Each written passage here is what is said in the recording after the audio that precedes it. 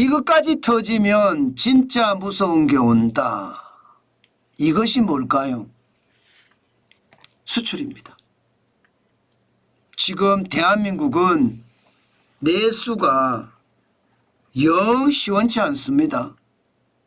2022년 3분기부터예요. 그러면 적어도 지금 거의 2년째 저성장의 늪에 빠져서 허우적거리고 있거든요. 문제는요, 수출마저 안 좋게 된다는 이야기가 지금 나오고 있습니다. 야, 이거 진짜 괜찮을까요? 저는 이거 말입니다. 굉장히 충격적인 일이 벌어질 수도 있다. 저는 그런 생각도 해봅니다. 무슨 얘기냐? 여러분 이거 한번 보세요. 국제금융센터에서 예측한 거예요. 한국 수출이 지난달까지 11개월 연속 증가했지만 둔화가 머지않았다. 이런 분석을 내놨습니다. 시티은행도 이런 분석을 내놨고요. HSBC도 이런 분석을 내놨고요. 노무라도 이런 분석을 내놨습니다. 야, 이러면 진짜 무서운 게 안 올까요? 안 그래도 내수는 2년째 저성장의 늪에 빠져서 허우적거리는데 수출마저 나빠진다? 그러면 우리 경제는요, 진짜 무서운 게 올 수도 있습니다. 그만큼 저성장의 늪에서 힘이 빠져 쑥 밑으로 빠질 수도 있다는 뜻입니다. 당연히 저는 그런 일이 벌어질 수 있다고 생각을 합니다. 그러면 국제금융센터에서는 왜 한국 수출이 둔화될 거냐 이렇게 전망을 하느냐, 뭐 당연할 수 있다고 저는 생각을 합니다. 미국의 기준금리가 0.5% 인하했습니다. 0.5%라는 수치는요, 미국의 투자자들 입장에서는 경기 부양이다 이렇게 생각할지 모르지만 각종 지표를 따져보면 경기가 꼬꾸라지고 있다예요. 경기가 침체하기 때문에 0.5%포인트 인하했다, 비컷했다 이렇게 이해하는 것이 저는 맞다고 봅니다. 세계 최대 시장이 경기 침체가 온다? 우리 수출은요, 꺾일 가능성이 많다? 이렇게 얘기해도 틀린 말이 아니라는 뜻이잖아요. 여기에다가 중국은 또 어떻습니까? 8월에 청년 실업률이 18.8%까지 올라갔어요. 중국은 진짜로 침체 내지는 경제 위기가 오기 일보 직전으로 보입니다. 청년 실업률이 작년 6월만 하더라도 21.3%였거든요. 너무 많이 올라가니까 이게 21.4%면 청년 5명 중에 1명이 실업자라는 거잖아요. 그러니까 7월에 발표를 안 했어요.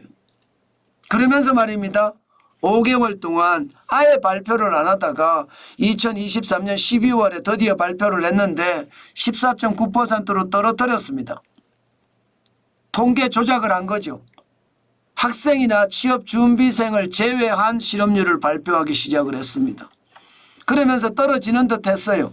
2024년 1월에는 14.6%, 6월에는 13.2%까지 떨어지는 듯 했습니다.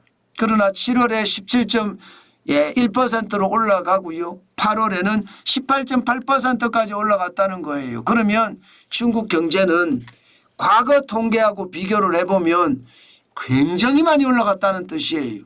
청년 실업률이 30%까지도 되지 않을까 그렇게 생각을 합니다. 그만큼 중국 경제가 디플레이션에 빠졌다, 저성장 저물가에 빠졌다 그렇게 이야기해도 틀리지 않거든요. 그러면 중국이 대한민국에서 수출해 가는 물량이 세계 1등인데 지금 중국의 상황이 나빠지면 우리 수출은요 쉽지 않다는 이야기죠. 여기다가 유럽도 마찬가지입니다. 유럽 경제가 제조업 구매관리자 지수를 보면 8월이 45.8입니다. 50이 기준이거든요. 50보다 높으면 경기가 확장되는 거고요. 50보다 낮으면 경기가 쪼그라드는 건데 45.8이라는 것은 경기가 쪼그라들어도 너무 많이 쪼그라들었다는 이야기잖아요. 그러면 여러분 세계 최대의 시장이라는 미국 시장은 어렵고 중국은 디플레이션에 빠졌고 유럽은 경기 침체를 현재 겪고 있고 우리 수출은요. 우리 수출은 당연히 어려워질 수밖에 없습니다. 게다가 여러분 기저효과도 있습니다. 기저효과. 이제 10월부터는요. 작년 10월에 5.1% 올라갔거든요. 그전까지만 하더라도 2023년 1월에 마이너스 16.6%였으니까 기저효과가 있어서 이게 상승률이 굉장히 높았습니다. 그런데 10월에 5.1%니까 이거 떨어지기 시작할 거예요. 한 자릿수 증가에 그칠 가능성 굉장히 높습니다. 11월에는 7.8%가 작년에는 올라갔고요. 작년 12월에 5.1%, 2024년 1월에는 18%까지 올라갔습니다. 그러면 기저효과 때문에도 이게 줄어들겠죠. 당연히 줄어들 겁니다. 여기에다가 하나 더 있습니다. 환율. 환율도 말입니다. 지금 1329.1원까지 떨어졌거든요. 1330원이 무너졌습니다. 심지어 1320원도 가끔 무너집니다. 그러면 여러분 환율 효과도 기대할 수가 없다는 뜻이에요. N저잖아요. 게다가 위안화도 약해지고 있습니다. 그런 상태에서 원화만 높아지고 있다. 강해지고 있다. 이것은요. 수출에서는 최악의 어떤 시나리오를 그을 수도 있습니다. 그만큼 상황이 좋지 않다는 거 분명히 보이고요. 특히 말입니다. 글로벌 구매관리자 지수 PMI가 있습니다. 글로벌 구매관리자 지수라는 게 전 세계의 구매관리자들을 대상으로 조사한 지수를 글로벌 구매관리자 지수라고 하는데 기업의 구매관리자들이 사실은 경기를 제일 잘 알고 있습니다. 잘 팔리면 원자재 많이 수급해야 되고요. 안 팔리면 원자재 덜 수급할 거 아니에요. 그러면 50이 넘으면 경기가 확장된다고 이야기를 하는데 지금 글로벌 구매관리자 지수도 5월에 51에서 8월에 49.5까지 떨어졌습니다. 결국 말입니다. 지금 글로벌리 경제도 좋지 않다는 거예요. 그러면 대한민국 입장에서는 세계 3대 시장이 어려운 데다가 환율의 이점도 누리지 못하고 세계 경제의 어떤 침체 골까지 눈에 보이니까 진짜 나쁜 기운이 넘쳐진다 이렇게 예상할 수도 있겠죠. 내수라도 좋으면 좋은데 내수가 9분기 연속 전년 대비 떨어지고 있습니다. 9분기 연속 떨어진다는 것은 여러분 1년하고도 3개월이 더 포함이 됐다는 뜻이잖아요. 제가 진짜 무서운 게 온다가 이거예요. 내수도 나쁜데 수출도 나빠지는 것. 그래서 경제가 최악으로 굴러가는 것. 이건데 가능성이 없지 않습니다. 지금 2분기에 마이너스 0.2% 성장했거든요. 마이너스 역성장했습니다. 3분기는 플러스로 갈 가능성 높을 겁니다. 왜냐? 이게 기저효과라는 게 있거든요. 1분기에 1.3% 성장을 하니까 2분기가 마이너스 0.2% 기저효과 때문에 이렇게 떨어졌다고 봐야 되거든요. 그러면 3분기도 마이너스 0.2%였으니까 기저효과 때문에 올라갈 것 같기는 합니다. 그러나 지금 시장의 분위기를 보면 이게 만만치가 않아요.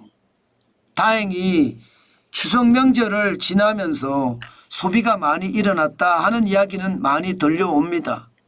그러나 더 중요한 것은 수출마저도 꼬꾸라진다는 이야기가 나오니까 우리는 반드시 경계감을 가지고 봐야 됩니다.